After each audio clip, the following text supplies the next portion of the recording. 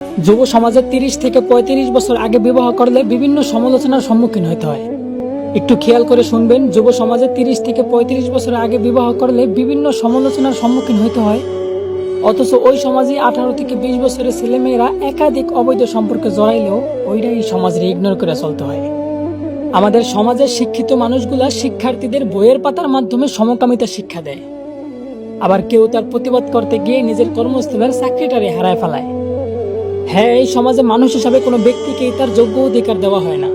টাকা পয়সা আর ক্ষমতা আছে তো আপনি সমাজের নেতা, আর না থাকলে মানুষ বলেই গণ্য করা হয় না। আমরা এই আলোময় পৃথিবীতে চলার জন্য উচ্চ শিক্ষিত হইতে বিভিন্ন দেশ বিদেশ যাইতেও দ্বিধাবোধ করি না, অথচ অন্ধকার কবরে চলার জন্য কোরআনের শিক্ষাটাই এই সমাজ থেকে নেওয়া হয় না। তো বলি, এই যে সমাজের লোকজন নিজেদের ছেলে মেয়ের বিয়ের জন্য এই অকুশল সমাজ থেকে আবার একজন সামাজিক ছেলে বা মেয়ে খুঁজলেন।